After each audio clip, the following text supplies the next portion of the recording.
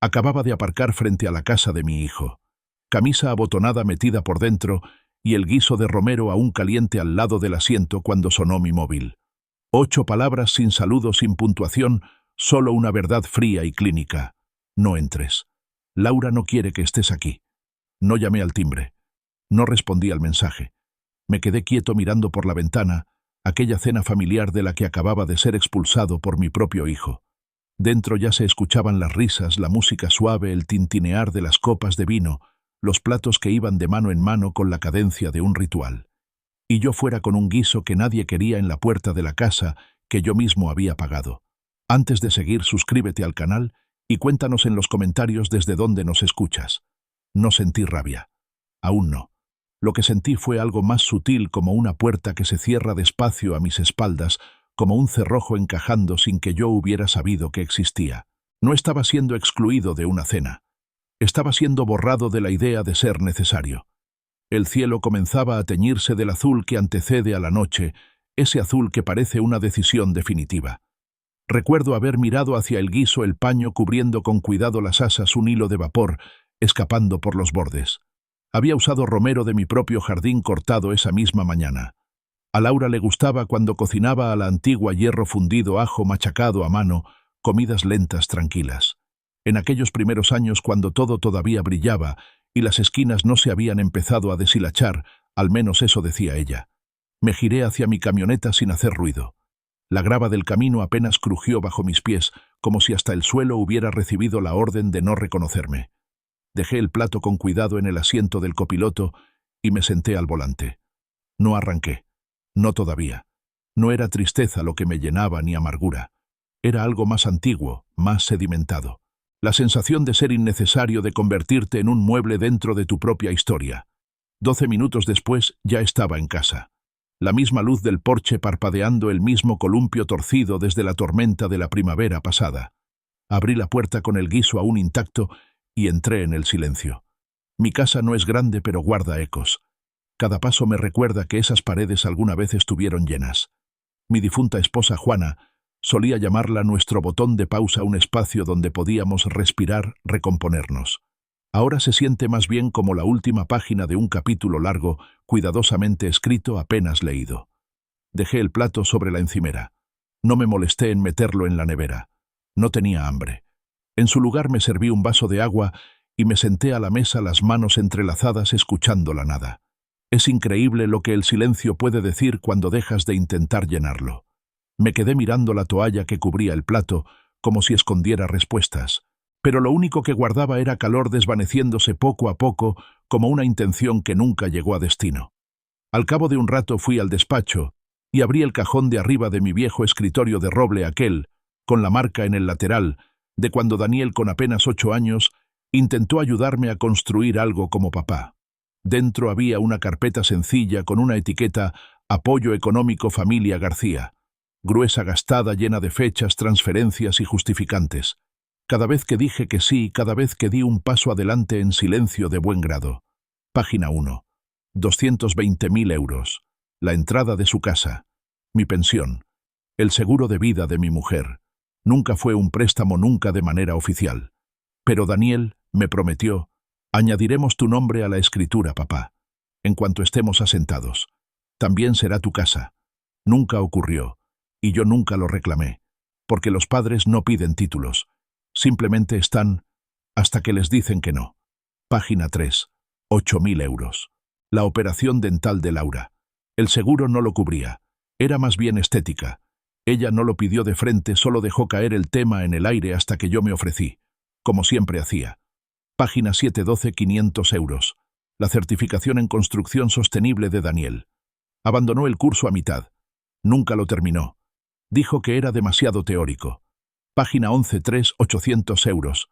El refuerzo escolar de Tomás. Se le atranca matemáticas, papá. Y no podemos permitir que se quede atrás. Página 15. 14.000 euros. El campamento de verano de violín de Rebeca. El único gasto que nunca cuestioné, porque Rebeca, a diferencia de los demás, aún me miraba a los ojos cuando decía gracias. La carpeta tenía 7 páginas. Cada una era una confesión silenciosa de que había comprado más que comida o clases. Había comprado relevancia acceso a un sitio en la mesa. O eso creía yo. Alrededor de medianoche preparé café del de verdad negro sin azúcar. El sueño no venía, y yo no pensaba esperarlo. Cogí la taza y volví al escritorio, hojeando un pequeño cuaderno de cuero en el que no había escrito en meses. En la primera página en blanco escribí: llega un momento en que el amor se convierte en transacción. La mayoría nunca lo nota, hasta que llega la factura. Me quedé mirando esas palabras durante mucho rato, no porque dudara de ellas, sino porque sabía que estaban atrasadas. Hay deudas que no tienen que ver con dinero, y hay quiebras que ningún tribunal puede procesar. Pensé en Juana. ¿Qué diría ella? Siempre tenía esa forma de atravesar el desorden y decir la verdad sin herir. Probablemente se sentaría frente a mí, se serviría una taza y me diría: Walter, no dejes que te roben la calma. Es lo único que todavía no han gastado. Esa noche no lloré, no maldije, simplemente me quedé quieto. Y en esa quietud decidí, sin anuncios, sin discursos, sin confrontaciones. Solo una decisión tras otra. Decisiones silenciosas escritas en papel con valor legal. Porque la dignidad no grita firma documentos. A la mañana siguiente me desperté temprano antes de que cantaran los mirlos. Me afeité, planché una camisa limpia y conduje hasta el banco al que había ido durante 23 años. La cajera me reconoció, me preguntó por los nietos. Sonreí, le dije que crecían muy deprisa y pedí hablar con un responsable senior. Una mujer llamada María me condujo a una sala acristalada correcta profesional. Deslicé un papel por la mesa, cada cuenta en la que Nicolás tenía poder notarial, cada pago automático, vinculado a su hogar. Quiero revocarlo todo, dije con calma, y suspender cualquier transferencia saliente hasta nuevo aviso. Me miró sorprendida. ¿Va todo bien, señor García? Por fin todo está claro, respondí. Esa tarde me senté en el porche con el guiso todavía intacto. Pensé en tirarlo, pero de algún modo me pareció incorrecto como borrar una prueba. Así que lo mantuve allí a mi lado como un recordatorio del Romero de los rituales. El día en que mi sitio en la mesa desapareció, no con gritos, sino con silencio. No le conté a Nicolás lo que había hecho. No hacía falta. Se enteraría la próxima vez que la hipoteca rebotara o cuando la domiciliación de la matrícula de Tomás no se pudiera cobrar. Llamaría. Preguntaría. Diría: papá, algo va mal con la cuenta.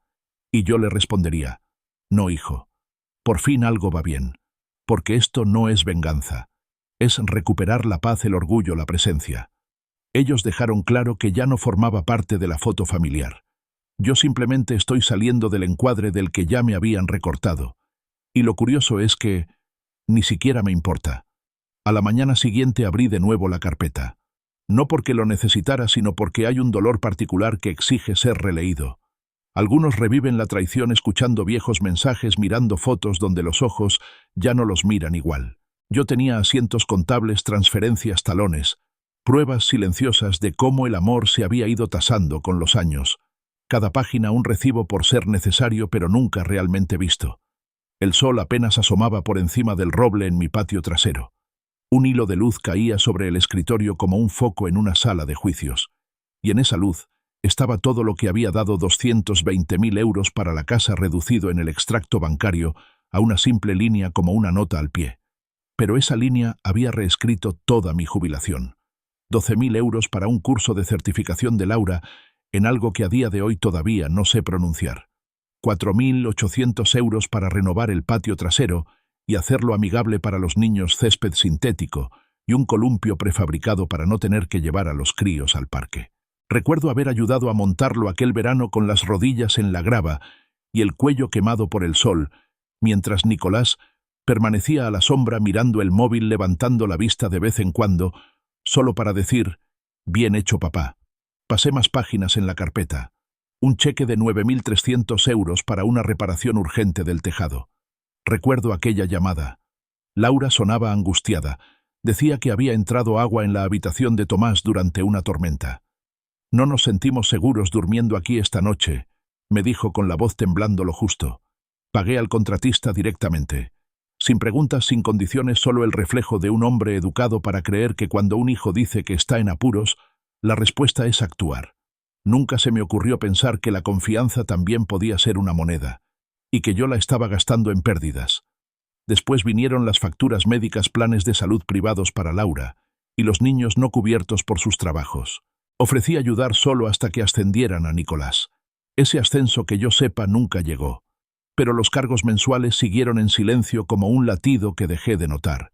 Había matrículas de preescolar, programas de verano, vuelos en vacaciones, pedidos de supermercado, facturas de luz. Incluso un pago a un peluquero canino por un Golden Retriever al que jamás conocí. Algunas páginas me hicieron detenerme no por la cantidad, sino por el recuerdo. 1.200 euros en una cena de cumpleaños para la madre de Laura. Su madre, no la mía, en una bodega a 2 provincias de distancia. Invitaron a la familia de Laura, a sus compañeros de trabajo, e incluso a su instructora de yoga. Yo no estaba en la lista, pero sí en la factura. Había un ritmo en todo aquello, un patrón.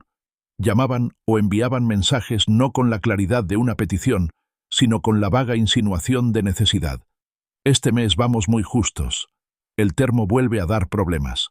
El colegio de Tomás recomienda un nuevo especialista. Y cada vez mi respuesta era tan predecible como la marea. Enviaba el dinero.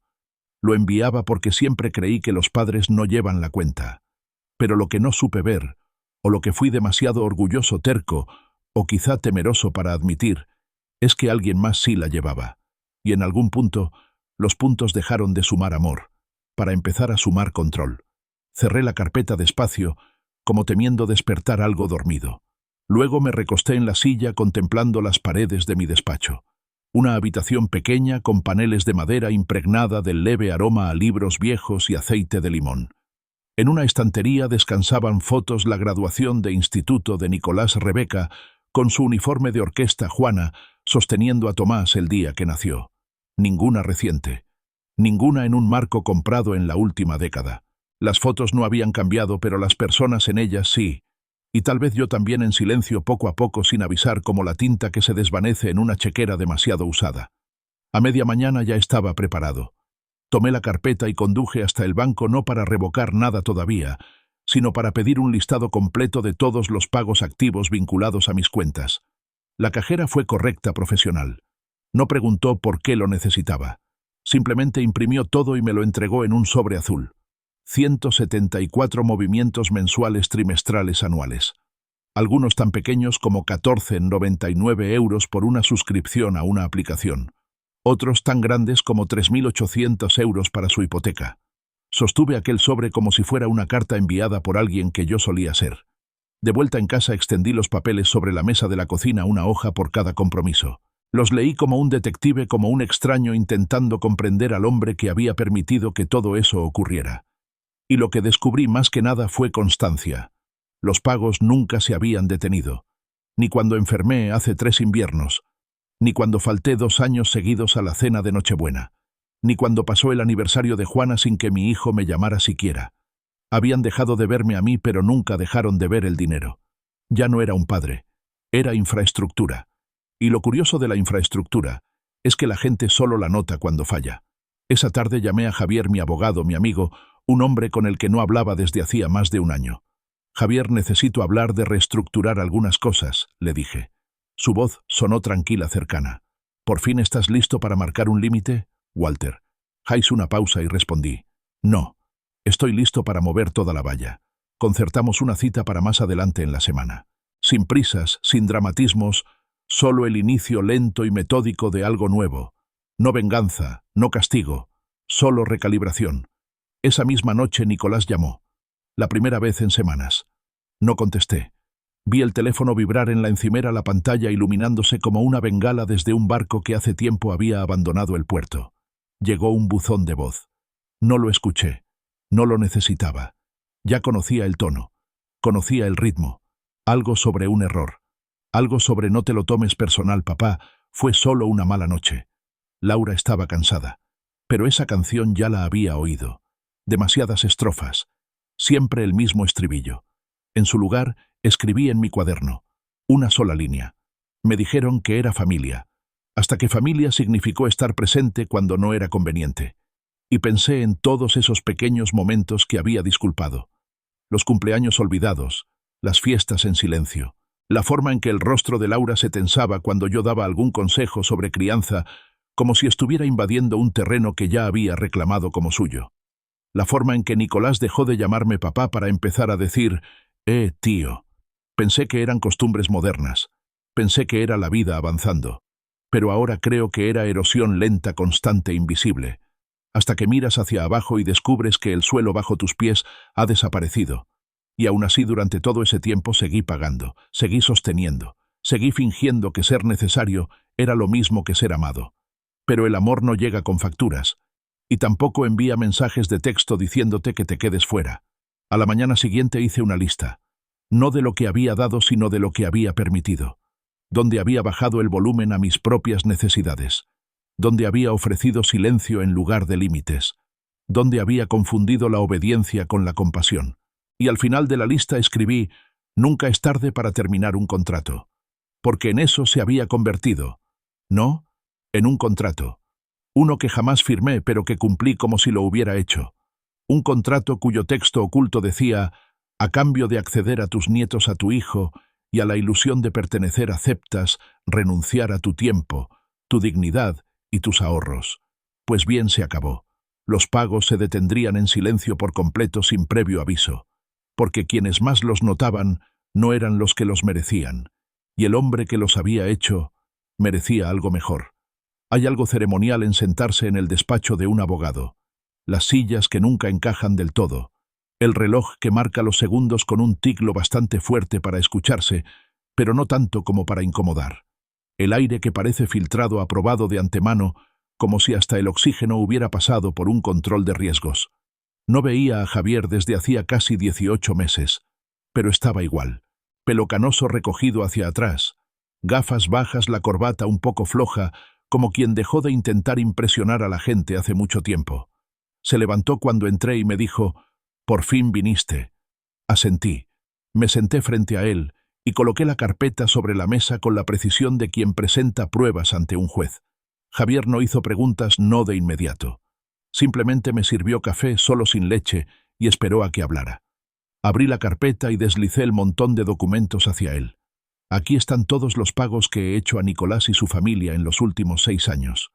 Hipoteca, colegio privado, gastos médicos, reformas, suscripciones, comida, lo que quieras. Todo de mi bolsillo en silencio con regularidad sin condiciones. Javier arqueó una ceja mientras pasaba las páginas. Esto es extenso. 174 movimientos, respondí con calma. Esto ya no es apoyo, es nómina. Él esbozó una media sonrisa sin rastro de diversión, solo de reconocimiento. Entonces metí la mano de nuevo en la carpeta y saqué el único papel que importaba más que todos los demás, una copia de la escritura de la casa donde vivían Nicolás y Laura, fechada 6 años atrás, firmada también por mí, con la titularidad a nombre de Walter García. Propietario único, sin transferencias, sin copropietarios, sin fideicomisos, solo un nombre. Javier se recostó levemente, respiró despacio y dijo, «Entonces nunca cediste la propiedad». Negué con la cabeza. Ellos insistían en que lo cambiaríamos después, que lo haríamos oficial, que añadiríamos el nombre de Nicolás. Pero nunca ocurrió. Y yo nunca presioné porque pensé, «Ya sé lo que pensaste», asintió él. Pensaste que el amor y la gratitud se encargarían de todo. Pensé que lo recordarían. Las palabras me supieron amargas como una decepción envejecida hasta volverse algo más duro. Javier dio un golpecito al papel con un dedo. Así que legalmente sigue siendo tuya. Cada ladrillo, cada grifo, cada centímetro cuadrado. Exacto. Y lo que quieres es... Dejó la frase en el aire como una puerta abierta. Lo miré directamente a los ojos. Quiero acabar con la función. Quiero revocar el poder notarial de Nicolás de tener todas las transacciones vinculadas, cambiar mi testamento e iniciar el proceso para recuperar el control total de la propiedad. En silencio, sin confrontaciones, solo con certeza. Javier no se inmutó. Asintió de nuevo, esta vez más despacio, con más reflexión, y empezó a tomar notas. Tendrás que firmar algunos formularios, actualizar los documentos de tu herencia. Presentaremos la revocación en el banco y en las aseguradoras. En cuanto a la casa, si está a tu nombre, puedes ponerla en venta, alquilarla o mudarte mañana mismo, y nadie podrá detenerte legalmente. Perfecto, dije, porque lo que quiero es la opción, no la acción todavía.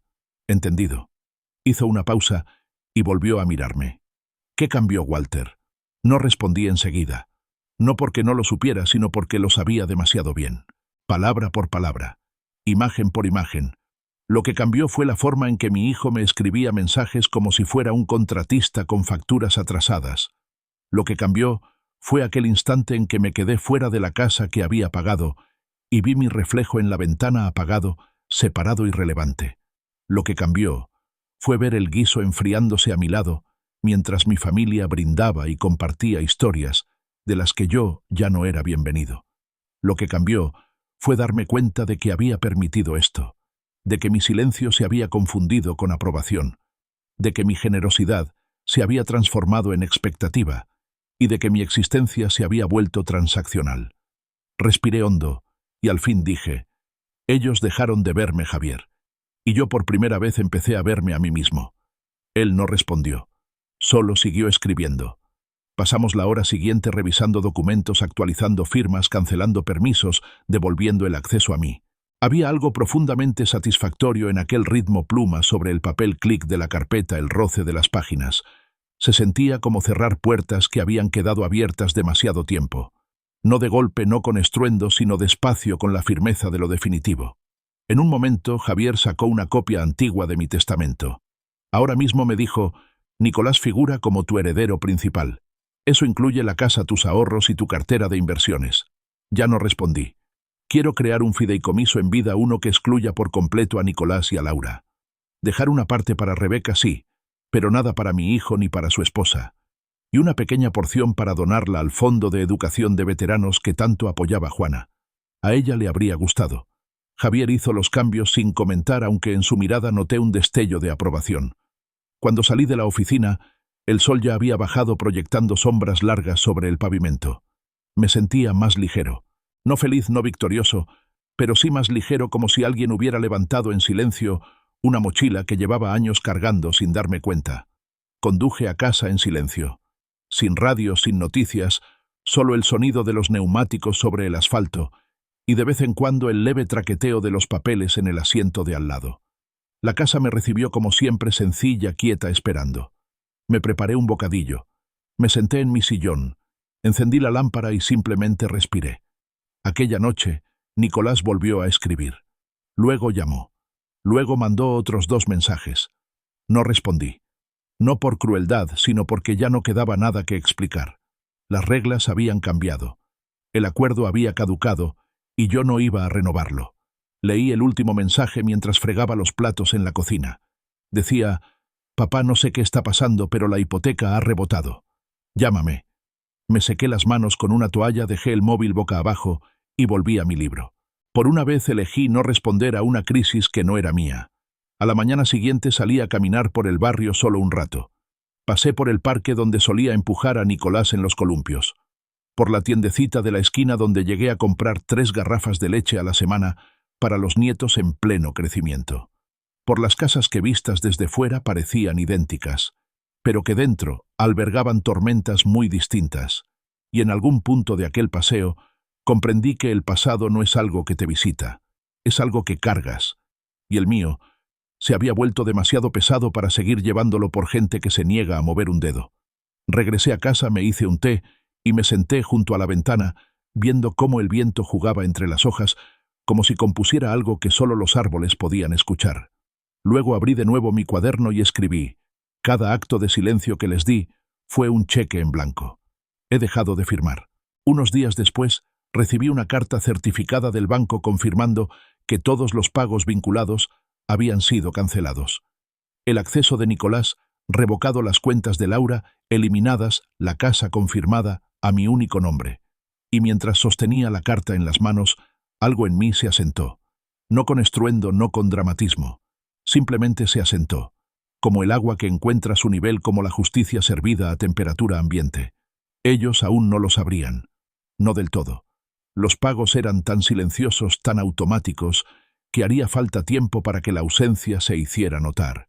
Pero lo haría. Siempre lo hace. Porque la presencia se puede ignorar. Pero la ausencia resuena. La ausencia deja huella. La ausencia es el cobrador que no llama a la puerta. Solo espera. Y yo también había terminado de llamar. Era el 3er jueves de noviembre, cuando comprendí de verdad lo que significa ser borrado, mientras sigues de pie en la misma habitación. El día de Acción de Gracias solía ser nuestra fiesta la que más le gustaba a Juana. Tenía este ritual, ¿sabes? Empezaba la salsa de arándanos 2 días antes, porque el sabor se profundiza en silencio, decía como si cocinar fuera una forma de meditación. Y en muchos sentidos lo era. Nuestra casa se llenaba de calor no solo del horno, sino de los años apilados uno sobre otro. 20 días de Acción de Gracias en la misma casa, la misma mesa, la misma secuencia de risas, discusiones, bendiciones y tartas. Incluso después de que ella muriera yo mantuve vivo el ritual. No cambié la forma de sazonar el relleno. Seguía doblando su delantal sobre el respaldo de la silla donde se sentaba. Era mi manera de decir, sigues aquí, aunque solo yo lo recuerde. Aquel año Nicolás dijo que lo celebrarían en pequeño. Laura tenía familia en casa. Rebeca tenía un examen. Tomás estaba con gripe. Siempre había un motivo, pero ninguno era, queremos que estés aquí, papá. Así que preparé una pechuga de pavo pequeña solo para mí. Piqué la cebolla, encendí lentamente una vela que llevaba cogiendo polvo desde la muerte de Juana y puse la mesa para uno. No puse música. No encendí el partido de fútbol americano. Solo me senté a escuchar el sonido de mi propia respiración, preguntándome cómo el silencio podía pesar tanto. El tenedor en mi mano parecía de plomo. La salsa de arándanos no tenía sabor. La silla frente a mí seguía vacía, pero no era la ausencia de Juana lo que me desgarraba esa noche. Era la de Nicolás, viviendo a apenas 15 kilómetros y sin embargo más lejos que la luna. No llamaron. No aquel día. Ni siquiera un mensaje. Ese fue el año en que comprendí que las invitaciones habían dejado de llegar. No porque se olvidaran, sino porque decidieron que yo ya no tenía nada que ofrecer. Ni dinero, ni cuidado de niños, ni juventud. Solo memoria. Y la memoria incomoda. Después de cenar, enjuagué los platos, los puse en el escurreplatos y me senté a oscuras durante mucho rato. La vela se consumió hasta quedar en un cabo diminuto. La casa olía levemente a salvia y a algo más, algo parecido al duelo en silencio. No lloré. Llorar es para las pérdidas repentinas. Esto era distinto. Era ese tipo de pena que se instala en los huesos como el frío del invierno, lenta, reptante, permanente. La que no te derriba sino que te mantiene inmóvil año tras año como raíces enredadas en tus tobillos. No siempre fue así. Recuerdo cuando Nicolás tenía 10 años e hizo tarjetas de lugar dibujadas a mano para cada uno en la mesa. La mía decía, el mejor cortador de pavo del mundo, con un monigote mío sosteniendo un cuchillo demasiado grande para su mano. Había dibujado a Juana con una corona y a Rebeca con alas de hada. Guardamos esas tarjetas durante años. En alguna caja del garaje creo que todavía existen. Prueba de un tiempo en que el amor no requería programación y la presencia no era algo que hubiera que negociar. Esa noche me acosté y me quedé mirando el techo sin poder dormir. El peso de la mesa vacía aún presionando mi pecho. Alrededor de las 2 de la madrugada me levanté y me preparé un té. Entonces vi la luz parpadeante en mi portátil. Un correo. No de Nicolás, no de Laura. De Rebeca. Asunto. Hola, abuelo. Nada más. Solo eso. Lo abrí sin esperar gran cosa, pero sus palabras eran simples, sinceras y más punzantes que nada de lo que había leído en años. Hola, abuelo. No sé si alguien te lo ha dicho, pero la cena de Acción de Gracias este año fue pequeña. Papá dijo que estabas ocupado, pero no me lo creí. Seguí esperando verte entrar con tu tarta como siempre. Te eché de menos. Con cariño, Rebeca. Ahí estaba. Una frase deshaciendo toda una temporada de silencio. Te eché de menos. 3 palabras. Sin pulir. Honestas. Como una mano que se sumerge en agua helada para encontrar la tuya. Me recosté y leí el mensaje otra vez. Y una tercera. Ella no había copiado a sus padres, no había puesto excusas, ni siquiera había intentado suavizar las aristas. Simplemente me echaba de menos. Y de pronto recordé lo que se sentía ser visto no como un número de cuenta, ni como un canguro de repuesto, ni como un recurso para las fiestas, sino como alguien digno de atención. A la mañana siguiente le respondí con cuidado, con suavidad, pero con verdad. Querida Rebeca, gracias por tu mensaje. Significó más de lo que puedo decir. No estaba ocupado. No me invitaron. Espero que tu examen vaya bien. Con cariño, tu abuelo. No intenté hacerla sentir culpable. No dije más de lo necesario. Solo lo justo para que entendiera que lo que ella intuía era cierto. Que algo estaba roto. Y que yo no había sido quien lo rompió. En las semanas siguientes, Rebeca empezó a escribirme más pequeños relatos de la vida universitaria, preguntas sobre las recetas antiguas de Juana. En un momento me preguntó: ¿puedo ir a visitarte en las vacaciones de invierno? Solo yo. Le dije que sí. Sin dudar, sin permisos, solo sí. Y cuando vino trajo una tarta. No perfecta, un poco quemada por los bordes, pero casera con canela y clavo, y una masa que, según me dijo, había amasado ella misma.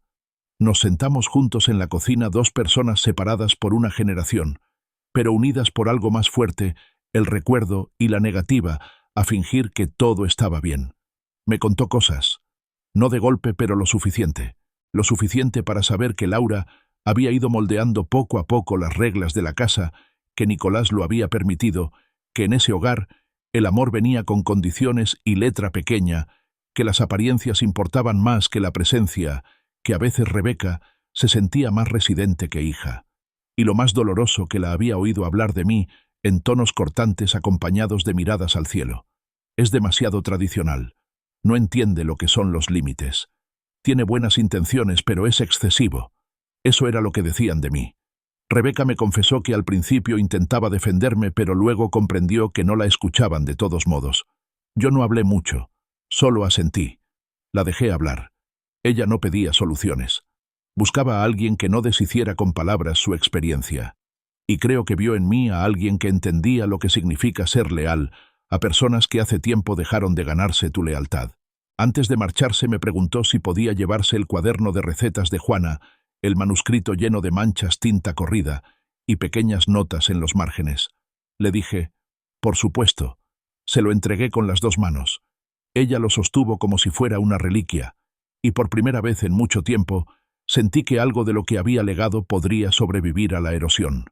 Esa noche, después de que se marchara, volví a quedarme solo, pero era una soledad distinta, no hueca, no borrada, solo tranquila como el final de una conversación larga. Me serví una copa, encendí la chimenea y me senté junto a las llamas, dejando que su ritmo me recordara que el calor no siempre viene de la gente. A veces proviene de la negativa a enfriarte tú mismo. A la mañana siguiente me levanté temprano y saqué otra carpeta de cartón, esta con la etiqueta herencia. Había llegado el momento. La honestidad de Rebeca había movido algo en mí, no resentimiento, no venganza, sino el deseo de proteger lo poco que quedaba de lo que había construido.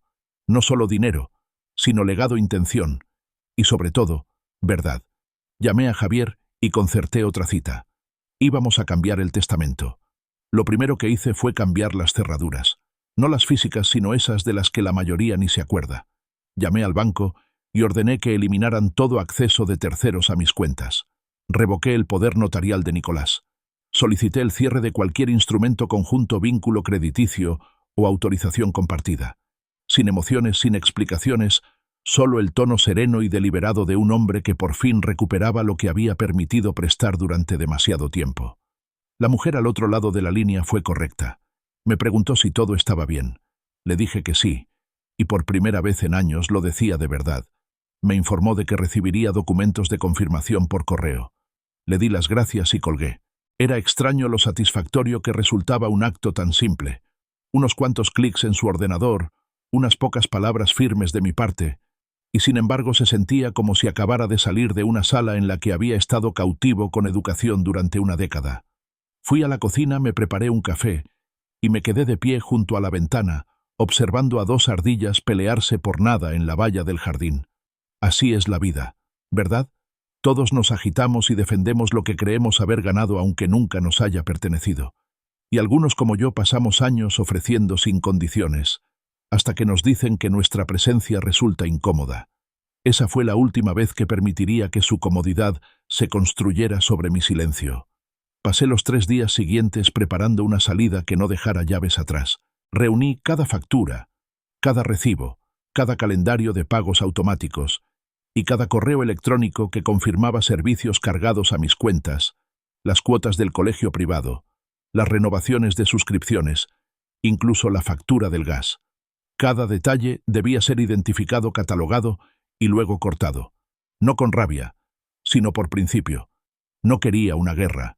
No necesitaba una escena. Simplemente me negaba a seguir siendo el andamio de una estructura que ya no me daba la bienvenida dentro. Redacté notificaciones formales con efecto inmediato. Ya no soy responsable de las siguientes cuentas. Lo tecleé una y otra vez. Se volvió una letanía, un ritmo lento y satisfactorio, un mantra de límites personales, envuelto en tono profesional. No estaba cerrando puertas. Las estaba cerrando con llave desde dentro. Al cuarto día me reuní de nuevo con Javier. Me entregó el Nuevo Testamento reestructurado, notariado, hermético. Nicolás ya no era el beneficiario. Laura quedaba eliminada por completo. Tomás recibiría el mínimo exigido por la ley. Rebeca, en cambio, recibiría la mayor parte junto con una nota escrita de mi puño y letra para entregarle solo si yo ya no estaba aquí para decirlo en voz alta: tú fuiste la que aún me vio. Eso es lo que merece legado, no la sangre, sino la mirada. El resto del patrimonio iría al fondo educativo que Juana había defendido en vida. Me gustaba la simetría de eso. Mi esposa recordada a través del aprendizaje, mi legado remodelado por la claridad. Javier me miró por encima de las gafas y dijo: la mayoría no hace esto hasta que es demasiado tarde. Asentí. La mayoría espera a que la empujen al borde. Yo he aprendido a retroceder antes del precipicio. Y entonces llegó el último movimiento, la casa. La que habitaban Nicolás y Laura. La que yo pagué, poseí legalmente, mantuve y protegí, pero en la que ya no era bienvenido. No necesitaba venderla. Aún no. Ese no era el plan. El plan era más sutil, más limpio. Llamé a un abogado inmobiliario y pedí una revisión del título. Discreta, confidencial, rutinaria. Cuando estuvo listo, solicité la documentación necesaria para recuperar el control residencial. No un desalojo, solo intención. Solo alineamiento. Porque no puedes ser excluido de lo que es legal e irrevocablemente tuyo. Pasó una semana antes de que llegaran a mi puerta los primeros signos de alarma. Nicolás llamó 2 veces, dejó mensajes que oscilaban entre la confusión y la frustración. Papá, creo que algo va mal con el portal de la hipoteca. Nuestro pago no ha pasado. ¿Has cambiado de banco? No contesté, porque ya no era el casero de su paz. Era simplemente el hombre que retiraba el andamio en el que ellos se apoyaron sin agradecer nunca a los cimientos. Luego llegó el correo de Laura. Profesional performativo dirigido a Walter. Parece que hay un retraso en las transferencias automáticas para el colegio de los niños y los gastos de la casa. ¿Podrías revisarlo, por favor? No. Hola, papá. No espero que estés bien. Solo una notificación de interrupción, una expectativa de servicio continuo. Lo leí una vez, cerré el navegador y salí al jardín a podar el romero. Ese sábado pasé por la casa. No para entrar, solo para mirar, solo para recordarme la forma de las cosas. Las contraventanas que yo mismo ayudé a instalar. El columpio del porche que compré un verano cuando Tomás se rompió el brazo y necesitaba un sitio donde sentarse mientras los otros niños jugaban fuera. La ventana mirador donde Rebeca ensayaba horas y horas con el violín, mientras yo aplaudía desde los escalones como si estuviera en primera fila en el Carnegie Hall. Y ahora no había coche en la entrada. El porche estaba limpio. La ventana a oscuras. No dejé nota. Solo tomé una foto de la propiedad con mi móvil. Enmarcada, recta, documentada. A veces no hace falta confrontación, solo pruebas de lo que es tuyo. De vuelta en casa abrí la foto y me quedé mirándola un buen rato. Luego abrí el correo y empecé a redactar un mensaje para Javier. Asunto. Próximos pasos. El lunes todo estaba listo. Cada pago revocado. Cada autorización cancelada. Cada lazo legal cortado. Y aún así, no les había dicho ni una palabra. Esa era la belleza del plan. Era limpio. Era legal. Era silencioso. El silencio, cuando se maneja bien, no es ausencia. Es poder. Era el sonido de un padre que ya no pedía ser incluido. Era el sonido de la propiedad. 2 días después, un repartidor llegó a mi puerta con un sobre pequeño. Dentro había una invitación, la cena de cumpleaños de Tomás. Laura lo había escrito a mano, quizá como un intento de cordialidad. Nos encantaría que vinieras. Los niños estarían encantados. Sin disculpas. Sin mención al mensaje que lo inició todo. Solo un intento de poner el reloj a cero sin reconocer el tiempo que ya había pasado. No confirmé asistencia. No fui. Porque los gestos sin rendición de cuentas son solo espectáculo. Esa noche me senté junto al fuego, abrí mi cuaderno y escribí: cuando recuperes lo que siempre fue tuyo, no lo expliques. Ellos ya saben por qué. 3 semanas pasaron antes de que cesaran las llamadas. 4 antes de que los correos dejaran de llegar. Pensé que quizás sería ese el final. que el silencio ganaría. No porque castigara, sino porque revelaba. Pero en la quinta semana llegó otra cosa. Una carta de Rebeca escrita a mano, 3 páginas. Decía: «Abuelo, no sé todo lo que ha pasado, pero sé que algo se rompió. Solo quiero que sepas que lo veo. Te veo. Y si alguna vez quieres hablar, no de arreglarlo, no de volver atrás, solo hablar, estoy aquí. Echo de menos la forma en que dices cosas que nadie más nota. Echo de menos el silencio. Echo de menos la firmeza. Espero que estés bien. Con cariño, Rebeca». Esa noche no le contesté. No hacía falta. Sabía que volvería a escribirme porque hay personas que no usan el silencio como muro. Lo usan como puerta.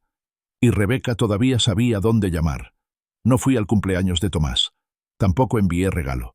Lo que sí envié sin envolver ni atar con cinta fue un sobre de mensajería urgente dirigido directamente a Nicolás y Laura, entregado en mano a su puerta justo a las 6 en punto de la tarde, en el preciso instante en que encendían las velas y posaban para las fotos que luego publicarían en Internet con pies de foto como «La familia lo es todo».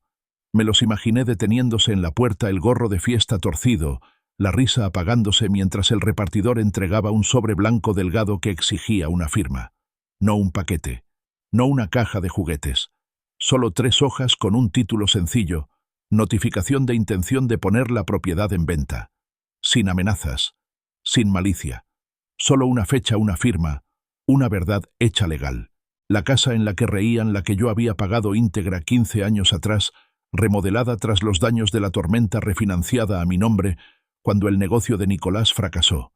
La casa en la que alguna vez fui bienvenido a las cenas de domingo y a las barbacoas en el jardín seguía siendo mía. No en la memoria, no en el sentimiento, en la ley. Y había decidido al fin que mi nombre volviera a significar algo.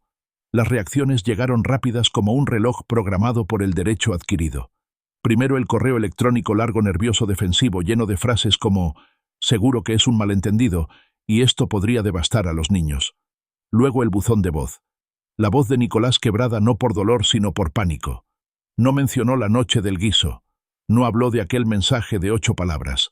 Lo que dijo fue: «Papá, por favor, tenemos que hablar. No hagas esto». Pero ya habíamos hablado.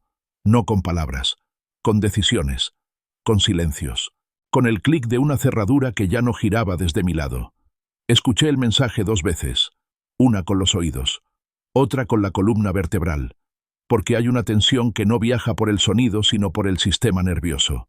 El temblor de un hombre que descubre que su castillo no tiene foso, solo tierra prestada. Por la mañana Laura había escrito de nuevo.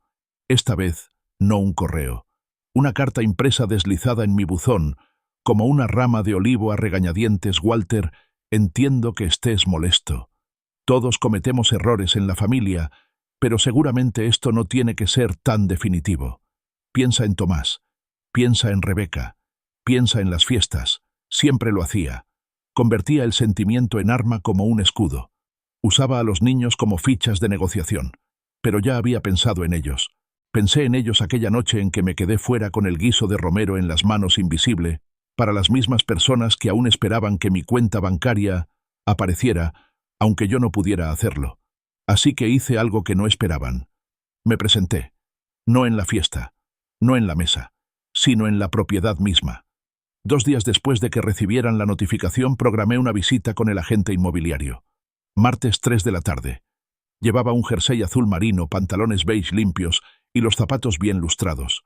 Parecía un hombre que visitaba la casa de un desconocido, no el que había financiado cada baldosa, cada reparación del tejado, cada repintado del porche que ahora albergaba la risa de otro. El agente era más joven de lo que esperaba. Curioso, respetuoso, un poco desconcertado. «¿Siguen viviendo aquí?», preguntó. Asentí. No por mucho tiempo. Tomó fotos habitación por habitación. Cada imagen un recuerdo fosilizado en píxeles. El retrato familiar seguía colgado sobre la chimenea. La isla de la cocina que yo había mandado hacer a medida cuando Laura insistió en que el concepto abierto necesitaba fluidez. El dormitorio principal con el ventilador que yo mismo instalé una noche de agosto sudando mientras Nicolás veía el fútbol. Todo mío. Pero usado como si nunca lo hubiera sido. El agente preguntó si debíamos informar a los inquilinos. Lo corregí suavemente. No inquilinos, parientes, temporales. Terminamos la visita en silencio.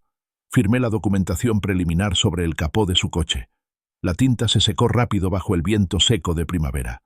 Le dije que el anuncio se publicaría en 2 semanas.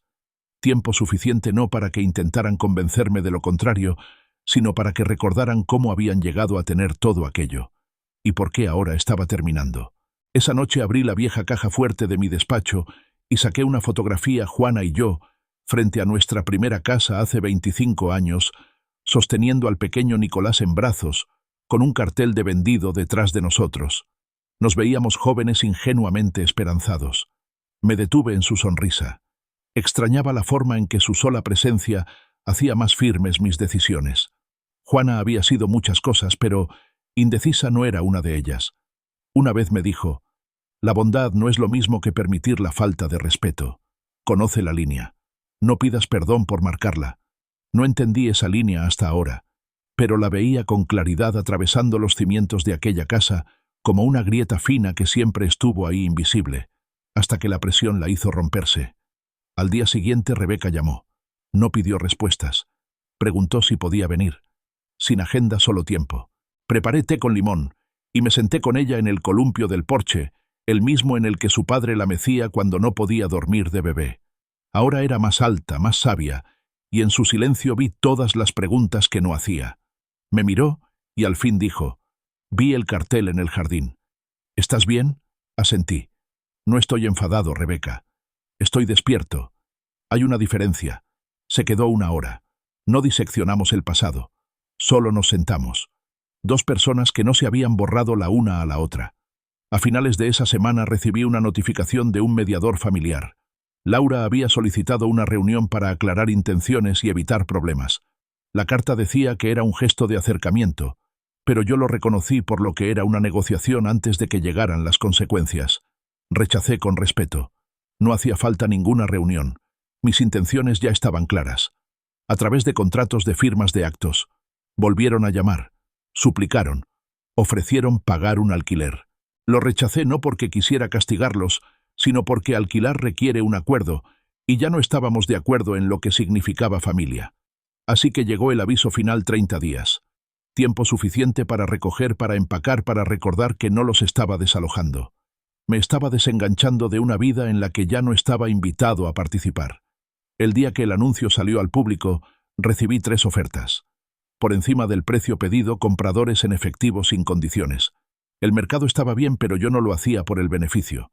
Lo hacía por la puntuación. No era venganza, era gramática.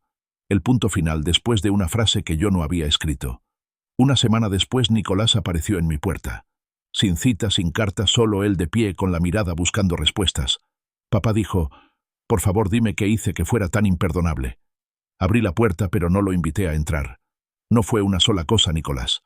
Fue la suma de muchos silencios. Los tuyos, los míos, y la manera en que esperabas que mi amor viniera acompañado de suministros y sin voz. En ese momento volvió a aparecer un niño, no un hombre, no un padre, solo alguien que había tomado el camino de menor resistencia durante demasiado tiempo y lo llamó amor. No dijo nada más. Yo tampoco. Se marchó, y esta vez no lo vi irse. Volví dentro y apagué la luz del porche, porque no necesitas iluminar el camino a quien nunca aprendió a llamar a la puerta. La casa resonaba de forma distinta una vez que se fueron. No ruidosa, solo hueca como el interior de una concha que alguna vez contuvo algo vivo. Era la ausencia lo que pesaba ahora. No los muebles, no las alfombras. La ausencia de suposiciones. No más zapatos tirados junto a la puerta. No más huellas en la nevera que yo había comprado después de que la suya se estropeara y no hubieran presupuestado una nueva. No más notas garabateadas en el corcho que siempre decían cosas como «Tomás Dentista, 1400» o «Leche Pula Huevos Plus, pedir ayuda a papá para el fin de semana». Se habían ido. Recorrí cada habitación despacio no para añorar, sino para hacer cuentas. Cuentas con el hecho de que todo lo que ellos habían usado como telón de fondo para su comodidad había sido mío. Silencioso, firme, legal. Y ahora por primera vez podía respirar allí dentro sin sentirme borrado. Me detuve en lo que alguna vez fue el salón. La pared donde colgaba la foto familiar estaba vacía. Un rectángulo más claro quedaba marcado el fantasma de una imagen que el sol no había alcanzado tras el marco. La silueta de una unión, Se habían llevado la foto al marcharse, pero yo no la necesitaba. Tenía el original, el que Juana había enmarcado décadas atrás, cuando Nicolás tenía 7 años, le faltaba un diente, y llevaba una corbata de clip que nunca quedaba recta. La saqué de la carpeta que había guardado en el cajón de mi escritorio todos estos años, aún envuelta en tela protectora. El marco era antiguo, de madera, ligeramente arañado, pero tenía el peso de esos objetos que jamás confundes con algo desechable. La coloqué con cuidado sobre la encimera de la cocina mirando hacia la puerta principal, y debajo deslicé una nota. 4 palabras escritas a mano sin puntuación. Esto es lo que queda. Cuando los nuevos compradores llegaron, la casa estaba impecable. Había pagado a un servicio de limpieza profesional, no por vanidad sino como un ritual. El último acto de respeto hacia un lugar que alguna vez importó. Los nuevos dueños eran una pareja joven, maestros creo. Nerviosos pero amables. Caminaron por la casa como si fuera una catedral. Cada paso cuidadoso. Cada respiro agradecido. Me cayeron bien de inmediato. Ella se fijó en la foto enmarcada. ¿Se ha olvidado de esto?, preguntó. Negué con la cabeza. No. Le pertenece aquí por ahora. Ella asintió, como si hubiera entendido algo más grande que lo que acababa de decir. Después de firmar los papeles, no me quedé mucho tiempo. Caminé el perímetro una última vez, comprobé la verja, toqué el roble que había plantado cuando nació Nicolás. Su tronco era grueso, ahora las raíces profundas. Había pasado horas bajo ese árbol construyendo fuertes, organizando meriendas con Rebeca, y más tarde clavando clavos en casitas para pájaros que nunca atrajeron a ninguno, pero que recibían toda la admiración de un niño de 6 años, convencido de que su padre podía construir cualquier cosa. No lloré, pero la garganta me ardía como arde la madera seca justo antes de prenderse. De vuelta en mi casa, la cabaña de una habitación a la que Juana y yo nos habíamos retirado antes de que ella muriera, todo se sentía más pequeño, pero más honesto. Nada allí se daba por hecho.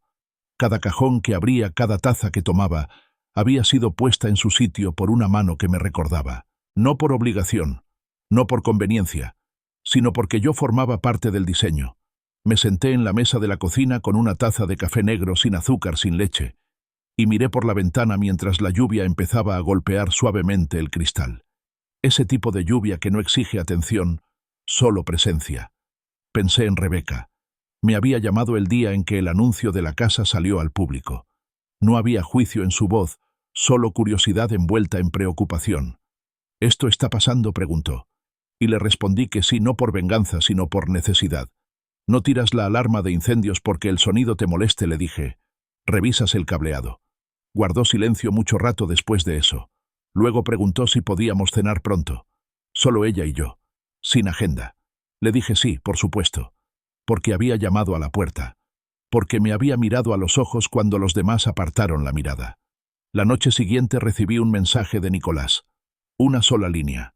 Vi lo que dejaste. Sin disculpas. Sin preguntas. Pero yo entendí lo que quería decir. Hablaba de la foto, del rectángulo sobre la encimera de la cocina. El momento quedó congelado en el tiempo antes de que todos nos dispersáramos. Él no preguntó por qué la había dejado allí. Lo sabía, o quizá no.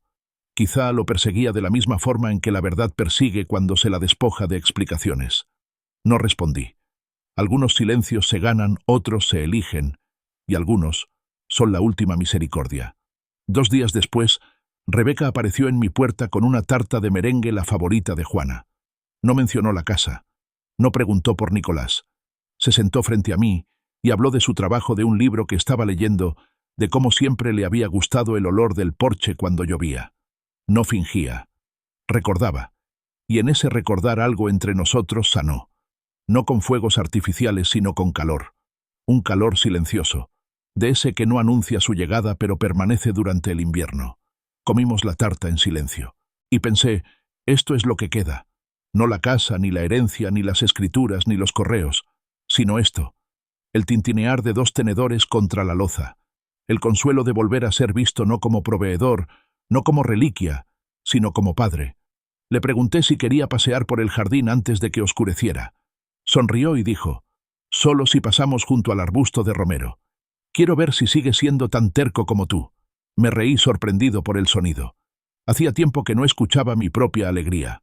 Más tarde esa noche, abrí el viejo cuaderno de Juana, aquel en el que anotaba recetas, pasajes, pensamientos dispersos.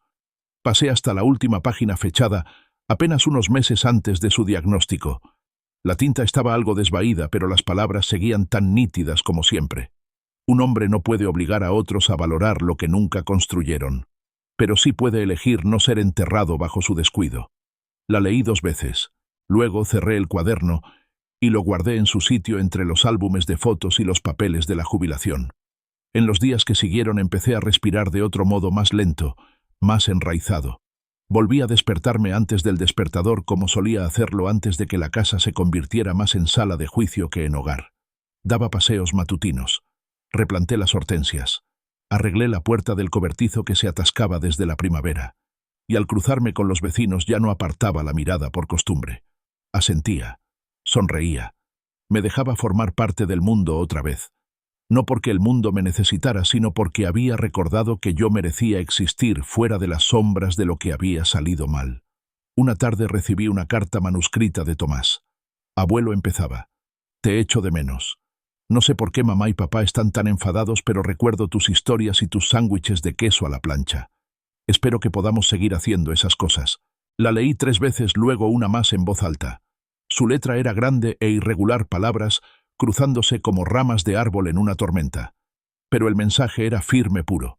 Le contesté. Nada largo, solo un cuento sobre una tortuga que una vez encontré en el jardín. Le dije que había guardado un sándwich de queso por si venía de visita. No mencioné a sus padres. Los niños no necesitan cargar con el peso de las cosas rotas que ellos no rompieron. Esa noche dejé encendida la luz del porche.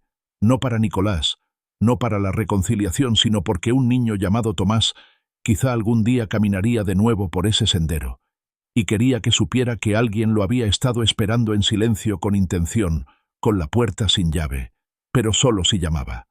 Llegó a las 3:47 de la madrugada. Una vibración en mi mesilla de noche.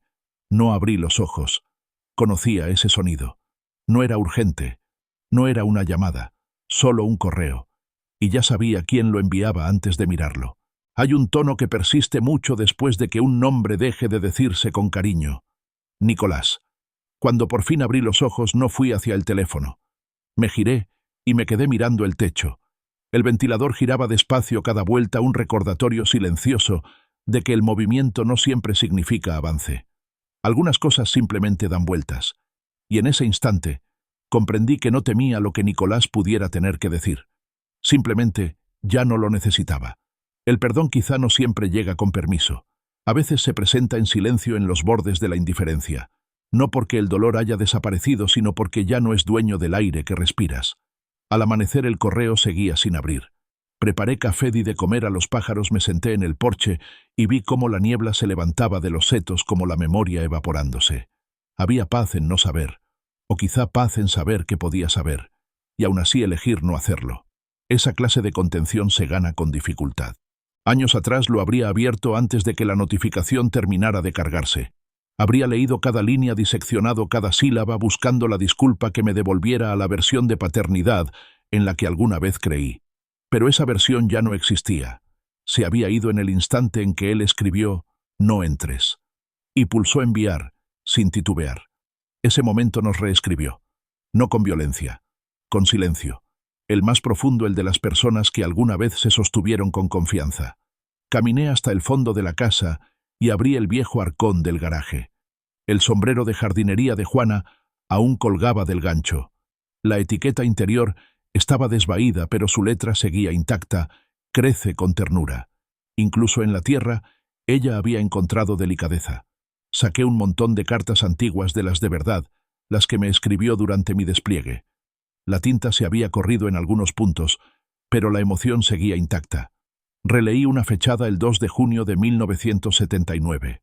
«No estás echando de menos el hogar», escribió Juana. «Lo estás sosteniendo firme con cada respiración que tomas allí. Y cuando regreses, nos encontraremos como personas cambiadas que aún así se siguen eligiendo». Exhalé más despacio de lo habitual, porque en esas líneas entendí que Juana ya me había preparado para esto, que a veces quienes más amamos solo nos encuentran a medio camino, y eso tiene que bastar. Aquella tarde abrí mi correo. No el de Nicolás, todavía no. Otro de Rebeca. Asunto sobre Tomás. El estómago se me encogió no de miedo, sino de ternura. Escribía que Tomás había preguntado por mí otra vez, no de pasada, sino con detalle. Recordaba el cobertizo, cómo yo había grabado sus iniciales en un trozo de cedro, cómo tarareaba a Sinatra mientras preparaba sándwiches de queso a la plancha. Había empezado a escribir sobre mí en su diario de la escuela. Me llamaba abuelo Walter, el hombre que sabe arreglar cosas, pero no habla demasiado. Sonreí porque en medio de todo aquel desorden, ese niño me había visto, no como una cartera, no como una carga, sino como algo firme, una brújula que seguía apuntando al norte, aunque nadie pidiera direcciones. Respondí al correo de Rebeca esa misma noche. Le dije que Tomás sería siempre bienvenido cualquier fin de semana, cualquier día. Que despejaría mi calendario por un niño de 7 años con preguntas sobre cedro queso o viejas canciones de Sinatra. Ella me dio las gracias. Y al final escribió una línea más: vi el anuncio de la casa. No dije nada porque quería ver qué elección harías. Estoy orgullosa de ti, papá, por elegirte a ti mismo esta vez. Leí esa frase 2 veces, luego otra más, y aterrizó en un lugar más hondo de lo esperado. Porque a hombres como yo, nunca se nos dice que elegirnos a nosotros mismos está permitido. Estamos entrenados para ser puentes, para que caminen sobre nosotros, nunca, para que descansen en nosotros. Pero quizá, solo quizá, había dejado de ser un puente para empezar a ser tierra firme. El correo de Nicolás siguió sin abrirse 5 días más. No por castigo, sino por preservación. Yo estaba reconstruyéndome, y hay estructuras que necesitan quietud antes de soportar un nuevo peso. La 6ª mañana lo abrí. Me senté en el sillón, serví café, apagué la radio y leí. Empezaba con la palabra papá. Eso solo casi me deshizo porque no la había escuchado en voz alta en 2 años, y verla escrita sin veneno fue un choque. Escribía sobre aquella cena, sobre el mensaje. Decía que lo envió rápido para evitar una escena, que pensó que así me resultaría más fácil. Decía que Laura había llorado cuando yo me alejé en el coche aquella noche, pero no por mí, sino por el drama de todo aquello. Decía que no había querido hacerme daño, pero no negaba que lo hizo. Admitía haber usado la casa más de lo que la había honrado. Admitía que había dado por hecho que mi silencio era conformidad, que mi falta de confrontación significaba permiso. Siempre has sido callado, escribió, pero olvidé que callado no significa ciego. Mencionó la foto que dejé. Dijo que Tomás había preguntado quién era el niño de la corbata torcida, y que él respondió con honestidad: ese soy yo, cuando todavía pensaba que mi padre podía arreglarlo todo. Me detuve ahí. No por rabia, sino porque esa frase llevaba dentro tanto un recuerdo como un duelo. Nicolás no había dejado de quererme. Simplemente había dejado de creer en mí. Y al hacerlo se había convertido también en alguien a quien yo tampoco reconocía. Terminó el correo con una frase que no pedía respuesta, solo dejaba una puerta entreabierta. Todavía estoy aprendiendo a volver a ser tu hijo, si es que aún hay espacio para eso. Me quedé mirando esa frase mucho tiempo porque en ella había algo que no sentía de Nicolás desde hacía años: humildad, no sumisión, no manipulación. Solo la mano desnuda, incierta de un hombre que había cometido errores y no sabía cómo desandar el camino, pero quería intentarlo. No le respondí de inmediato. No porque no pudiera, sino porque quería hacerlo bien. Porque algunas cartas merecen respuestas no con teclas, sino con carácter. Durante los días siguientes pensé en lo que significaría dejarle intentarlo de nuevo y en lo que significaría no hacerlo. Ambas opciones tenían peso. Ambas eran formas de amor y ambas dejarían algo atrás. Al final respondí: solo un párrafo. He leído tu carta. He escuchado tu tono, y creo que lo dices de verdad. Pero yo ya no soy el que era cuando me quedé fuera de aquella ventana. Y quizá eso sea bueno. Si quieres reconstruir, ven. Solo tú. No hacen falta guisos. Solo tu palabra y tu tiempo. No prometo que será igual, pero prometo que escucharé. Si llamas. Eso fue todo. Pulsé enviar, cerré el portátil y salí al exterior. La luz del porche ya estaba encendida. Era el primer sábado de marzo cuando lo escuché, el golpe. No el tímido. No el fuerte y disculpándose, sino 3 toques simples y pesados, como si el hombre al otro lado no pidiera que le abrieran, sino que simplemente reconociera la existencia de una puerta. Yo estaba en la cocina vertiendo agua caliente sobre una bolsa de té negro del que Juana solía comprar en grandes cantidades en el mercado de agricultores. Por un segundo pensé que lo había imaginado. Al fin y al cabo, El viento tenía esa costumbre de golpear en ese marco viejo cuando se colaba justo en el ángulo perfecto. Pero luego llegó el segundo juego de golpes idéntico en ritmo solo un poco más firme. Dejé que el vapor subiera por mis gafas, luego posé la tetera sin hacer ruido. Mis pies sabían a dónde ir antes que mis pensamientos, y para cuando abrí la puerta él ya estaba allí. Nicolás, mi hijo de pie con ambas manos en los bolsillos del abrigo, los hombros levemente encorvados, no por frío, sino por el peso de algo llevado demasiado tiempo y nunca nombrado. Sus ojos se encontraron con los míos, y por primera vez en años no vacilaron.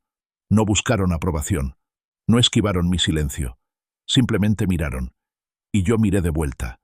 Él no dijo, hola, yo no dije pasa.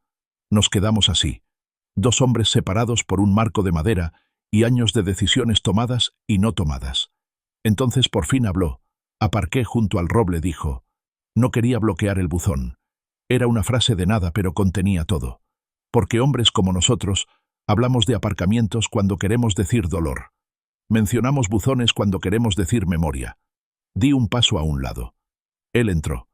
La puerta se cerró detrás con ese clic que suena a final, pero se siente como un comienzo. Se quitó el abrigo y lo colgó en el gancho que solía sostener el chal de Juana. El salón estaba cálido, el sol filtrándose en tiras a través de las cortinas viejas. Le hice un gesto hacia la silla. Él se sentó. Yo me quedé de pie no como gesto de poder, sino por la costumbre de años de pasear entre decepciones. Durante un rato solo hubo sonido el tic del reloj de pared, el suave zumbido del calefactor, un pájaro lejano rompiendo la quietud.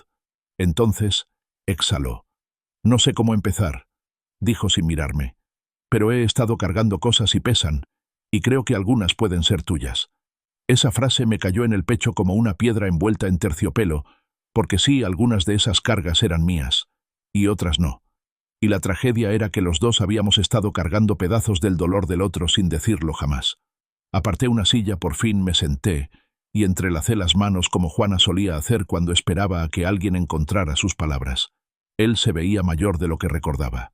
No solo por las canas en los bordes de la barba, sino por cómo hacía pausas entre frases como si midiera cada palabra contra un mapa que no había usado en años. Cuando Laura dijo que no te quería allí aquella noche, empezó. Yo le dije que me encargaría, y lo hice mal. Su voz se quebró un poco, pero no se detuvo. Ella decía que ibas a incomodarla, que juzgarías su cocina, que mirarías demasiado. Pero nada de eso tenía que ver contigo.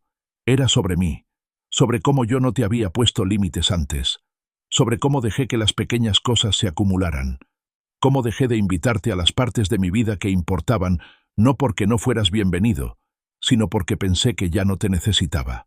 Hizo otra pausa, y aquella noche cuando no llamaste algo cambió. Vi el guiso de romero en el porche a la mañana siguiente aún caliente bajo el papel de aluminio. Sabía que habías venido, sabía que habías leído el mensaje, y sabía que te habías ido sin decir nada. Y eso me perseguía no por el silencio, sino por la dignidad. Dejé que las palabras se asentaran, que echaran raíces, y entonces hice una sola pregunta. ¿Por qué ahora él me miró por primera vez con algo parecido a ternura? Porque por fin me di cuenta de que Tomás me está mirando del mismo modo que yo te miraba a ti. Y no me gusta lo que puede aprender. Ahí estaba. La razón bajo la razón. No siempre reparamos lo que rompemos por nosotros mismos. A veces lo hacemos por aquellos que todavía están construyendo sus propias definiciones de amor, de hombría, de misericordia. Nicolás metió la mano en el bolsillo y sacó un papel doblado. Te escribí una carta, dijo, pero no la envié, porque quería decirlo, no solo escribirlo. Me la tendió, pero no la cogí. Léela, dije en voz alta. Su mano tembló un poco, pero abrió el papel, carraspeó y empezó. Querido papá, he odiado cómo han estado las cosas entre nosotros. Sé que dejé que la distancia fuera más fácil que la reparación. Sé que usé tu silencio como excusa para dejar de escucharte. Resentí tu ausencia en habitaciones a las que nunca te invité. Pero lo que he llegado a entender es que nunca estuviste del todo ausente. Siempre estabas esperando en el porche, en los márgenes, en el silencio al que yo no me molesté en entrar. Su voz se quebró. Alzó la vista. Lo siento. No te pido que lo olvides. Solo que me dejes intentarlo de nuevo. Como hijo, como padre de tu nieto, como alguien que al fin entiende que la presencia no es ruidosa, es leal. Asentí despacio. Luego me levanté, Fui a la cocina, serví una segunda taza de té, la traje y la puse delante de él. Él la miró como si fuera un apretón de manos. Me senté. «Olvidaste escribir una cosa», dije en voz baja. Me miró confuso. «Olvidaste decir gracias». Parpadeó y después sonrió. Una sonrisa auténtica, torcida como cuando era niño y construía faros de Lego.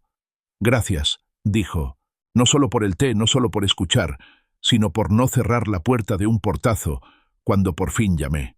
Hablamos una hora más de nada urgente, de los pájaros, de la obsesión de Tomás con los dinosaurios, del jardín de Juana y de cómo los lirios estaban brotando temprano aquel año.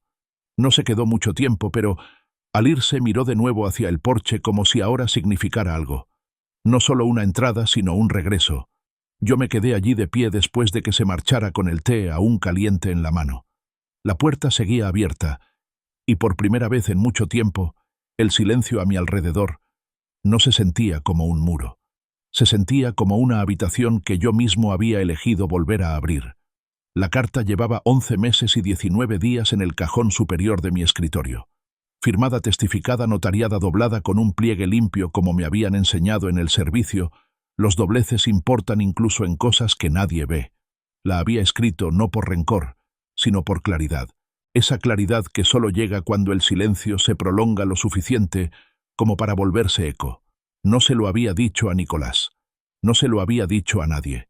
Porque lo que había cambiado no estaba pensado para castigar, sino para preservar. Algunos legados no tienen que ver con la sangre.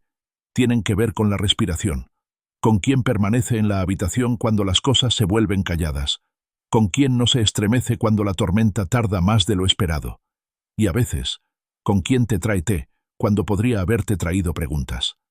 El martes, después de la visita de Nicolás, caminé hasta Carson y Tate Legal, un edificio pequeño, toldo descolorido, la misma recepcionista de siempre, que usaba pintalabios coral y olía a caramelos de menta. Me sonrió y dijo: «Le esperan, señor García». Asentí. Me acomodé las mangas de la chaqueta y entré en la pequeña sala de conferencias que aún tenía un leve aroma a cuero viejo y a duelo reciente. Jim Tate, mi abogado desde hacía 27 años, se levantó y me tendió la mano. Walter dijo con esa lentitud formal que solo usamos los hombres de nuestra edad cuando algo irreversible está a punto de suceder. Señaló el sobre que ya esperaba sobre la mesa, papel crema grueso sellado con lacre rojo que yo nunca pedí, pero que él insistía en usar. «¿Es esto?», pregunté, aunque ya lo sabía. «Sí», respondió. «Refleja todo lo que dictaste. Está cerrado, testificado y registrado. Si no lo cambias otra vez, esto será lo que leerán». Me senté. Dejé que el silencio entre nosotros se posara como polvo en una estantería olvidada. Pensé en Juana, en cómo solía decir que algunas verdades florecen tarde, que la justicia de un padre a veces es una corrección silenciosa, no una sentencia pública. Yo había tomado mis decisiones no con rabia, sino en coherencia con el hombre que aún intentaba ser mucho después de que pareciera que nadie miraba. «Quiero que lo liberes la próxima primavera», le dije a Jim, «después de que florezcan los narcisos, después de que Tomás cumpla 7. Así lo recordará no como el año en que su abuelo se fue, sino como el año en que algo se abrió». Jim asintió despacio. «¿Seguro que no quieres decírselo tú mismo a Nicolás?» Me quedé mirando el sello de lacre. Pensé en el golpe en la puerta que llegó demasiado tarde, pero llegó. «No. Si vuelve se lo diré. Si no, lo hará la carta». Hablamos de logística, de fechas, de fideicomisarios, de algunos números. Nada dramático. Solo una claridad limpia. Había dejado la casa a la ciudad. Ya se había presentado la solicitud de declaración histórica. A Juana le encantaba la idea de que se convirtiera en un centro de lectura. Salas silenciosas, luz del sol, el sonido de páginas al pasar en lugar de acusaciones. En cuanto a los ahorros, la mayor parte fue a un fondo de becas con su nombre. Para estudiantes mayores, padres solos y segundas oportunidades, aquellos a quienes nunca aplauden. Y el resto, la parte que todos siempre dan por sentada, la dejé a Tomás.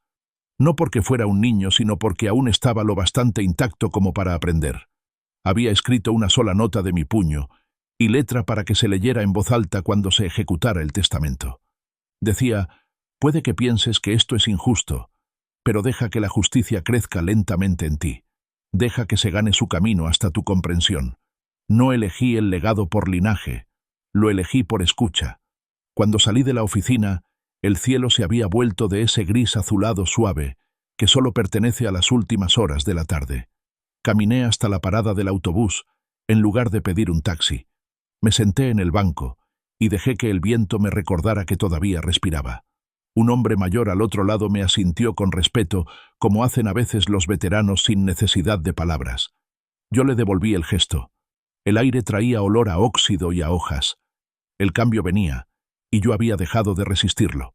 Ese fin de semana Nicolás volvió otra vez, esta vez con Tomás. Sin cazuela, sin discurso, solo un niño de ojos abiertos con un cuaderno de dibujos y un hombre que todavía aprendía a estar en su propia piel. Le enseñé el jardín a Tomás, le conté cómo Juana solía ponerles nombres a las rosas como si fueran mascotas. Él se rió. Dijo que le gustaban más las amarillas, que parecían soles atrapados entre las hojas. Nicolás nos miraba desde el porche, sin cámara, sin interrupciones, solo mirando. En un momento, Tomás preguntó: «Abuelo, ¿cómo sabes qué dejar atrás?». Me arrodillé, recogí un pétalo caído y lo sostuve entre dos dedos.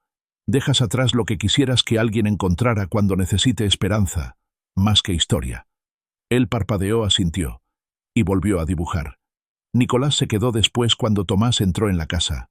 No hablamos del testamento, no hablamos de la casa, solo nos sentamos hasta que al fin dijo: «¿Has cambiado, papá?». Negué con la cabeza. No, solo dejé de esconder las partes de mí que duelen. Él tragó saliva. Siempre parecías como si no necesitaras a nadie.